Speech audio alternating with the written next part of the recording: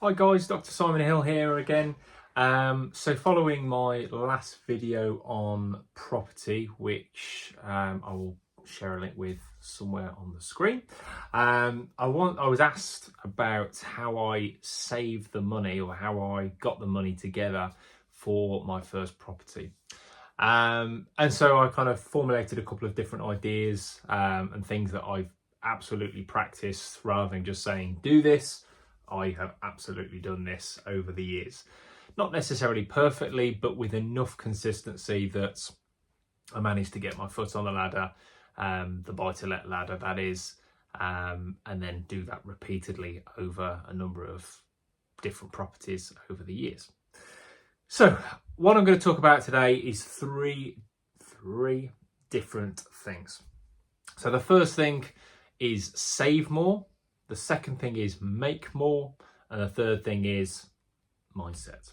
Okay, so let's start off with save more. And it's kind of what it sounds like. It's about saving money, but doing it consistently. So think about, where are you spending your money to begin with?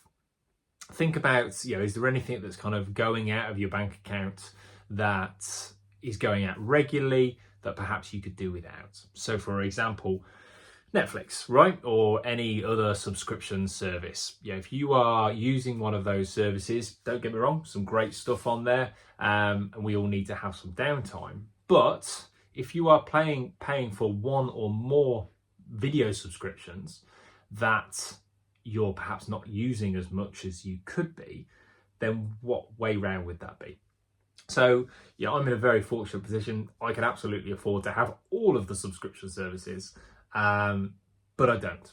In fact, there's only one I have, and that's Amazon Prime, because I quite like to be able to have stuff ordered directly, and there's a couple of series on Prime that I like to watch. So what I do is I save up what I want to watch until I actually have enough stuff to watch and enough time to watch it. So if I want to watch something on Netflix, I will again think, okay, I want to watch that on Netflix, I want to watch that, I want to watch that. And then at some point, sometimes at Christmas, because my kids if my kids are off school and they like to watch Netflix as well, I'll get a month of Netflix and I will do the order, I will pay for it, and I will cancel it immediately. Because one of the key things that these organisations rely on is you forgetting about it and just that subscription running over and over and over again. It's a really great way for them to make money. It's a really great way for you to forget about losing money. So think about cancelling things like that. Most subscription services will allow you to cancel straight away, but keep the membership for the entire month that you've paid for. In fact, I'm pretty sure that that's what they have to do for you. So whatever that might be. So I've used some software recently, or on an app that I was using on my phone. Again, downloaded it straight away, signed up for a month free trial, but you have to put your credit card details in. So when it rolls over, you pay, cancel it immediately. The trial continues till a certain date, but you don't get charged accidentally. So make sure you are fully aware of the money that you are spending on those little hidden subscriptions that you choose to sign up for at one point or another, and actually it turns out you're not getting the value from them as you wish. Now that's a small amount, I can't think how much some of the subscriptions, but let's say it's somewhere around £10 a month. £10 a month doesn't sound like a lot. And okay, well, if you save that over a 12-month period, then okay, that's £120. That's not going to buy you a house. Absolutely correct. That is not going to buy you a house. However, it is about compounding that across everything that you buy in your day-to-day. So food, what are you buying food-wise? If you're eating out quite a lot, then that's probably not going to be particularly helpful. If you're going to have takeaways all the time, that's not going to be particularly helpful for both health and for your financial situation.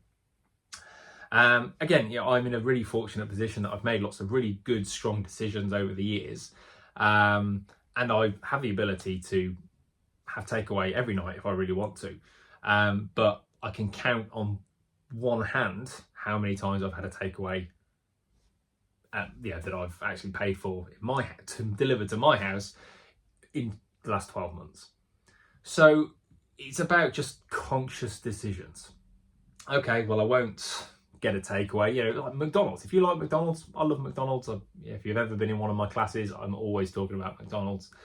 But don't get it delivered. I mean, again, if you can't get to a McDonald's, then okay, if that's what you need to do to scratch that itch. But at the same time, you know, drive to the store. And also, you know, think about what you're having when you go to places like this. Don't just go for the extra value meal. Not the extra value, they don't even call them those anymore. The Big Mac meal, and then when it goes on the screen, it says, would you like that large? Of course, that's an upsell. That's them trying to kind of get you to spend more money. You know, go for the cheaper option. Yeah, if you've been to McDonald's in the past, you get a little voucher, a little code at the top of every receipt that says, fill in this short questionnaire, and you get a voucher for a Big Mac or something like another meal. I can't remember what it is exactly. I do that pretty much every time I go to McDonald's. It gives me the ability to vent some frustration if ever I've had bad customer service, but saves a little bit of cash. Again, a little bit of cash here, a little bit of cash there, a little bit of cash over here, and it all starts to accumulate. Yeah, think about things like, you know, the car you drive. Yeah, the car you drive will obviously determine how much fuel you're using, how much you spend on tyres. I've recently spent a stupid amount of money on tyres, but again, that's the position I'm in. I'm able to make that decision. It still hurts. I still don't like spending £500 on 2 tyres, but that's the way it is. But I'm in, again, the fortunate position to be able to make that decision. So if you are just starting out, if you want to, you know, advance what you're doing, address the money that you're spending. Don't just spend it willy-nilly. A good kind of little technique that I like to use is just not buying it straight away.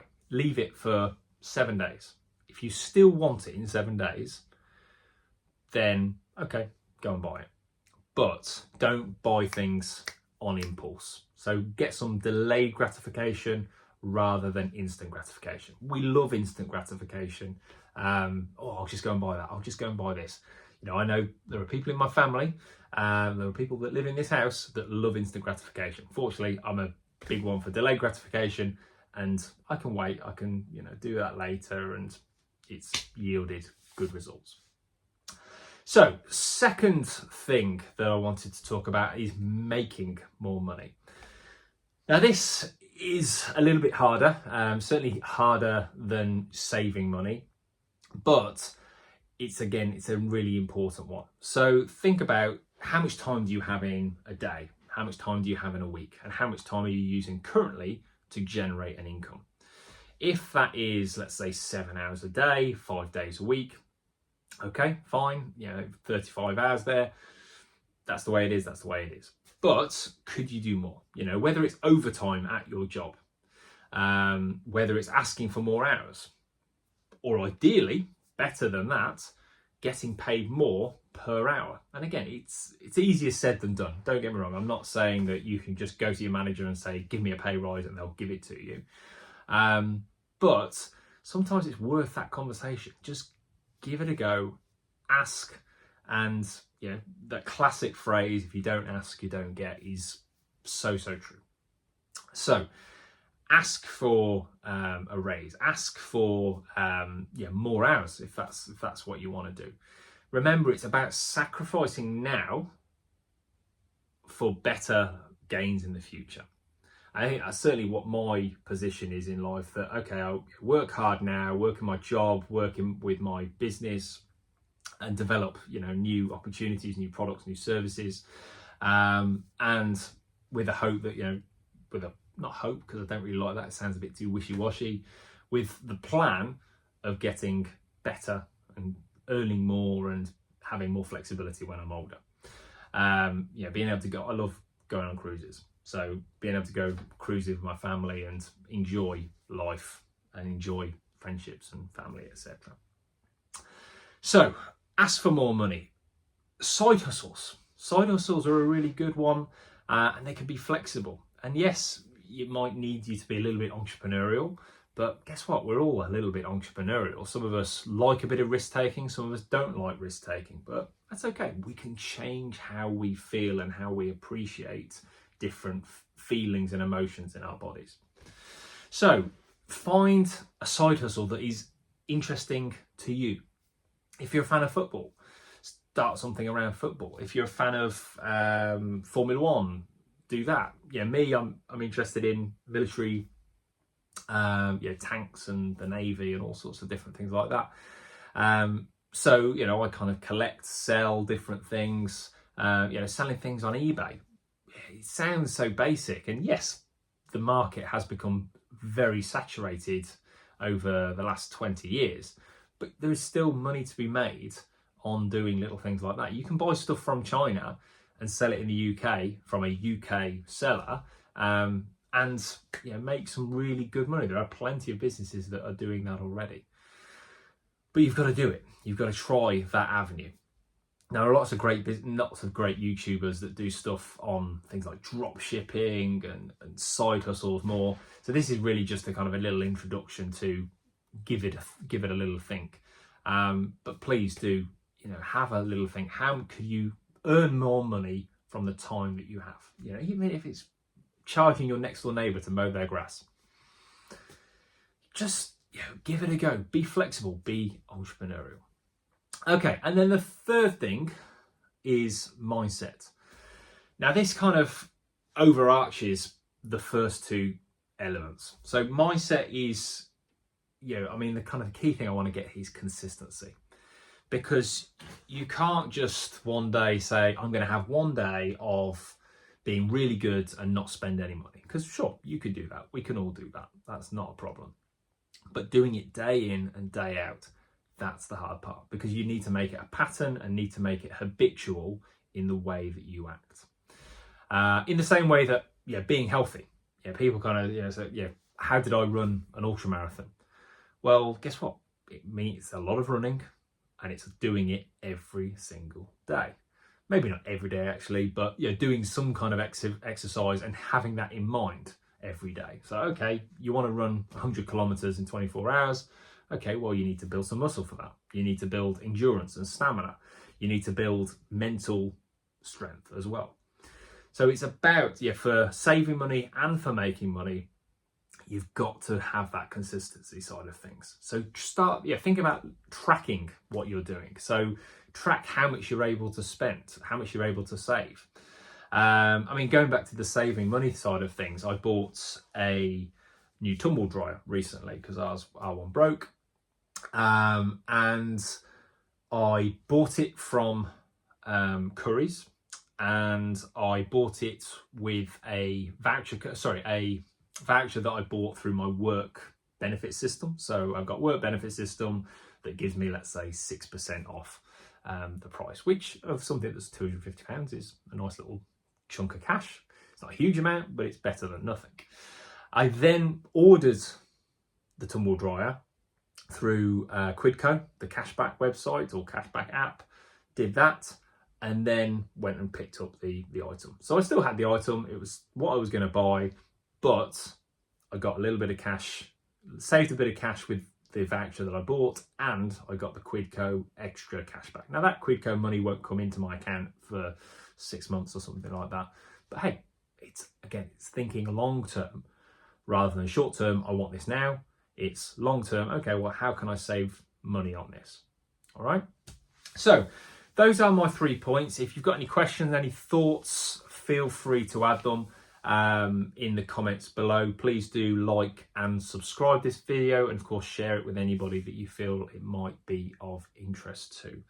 And just be consistent. Same thing. It's boring sometimes. Doing the same thing over and over again. And for years, people have said, "Oh, you're tight because I don't want to go out, or because I'm happy just having 1 drink rather than 10 drinks." And that's a bit of stigma that I've just got on with.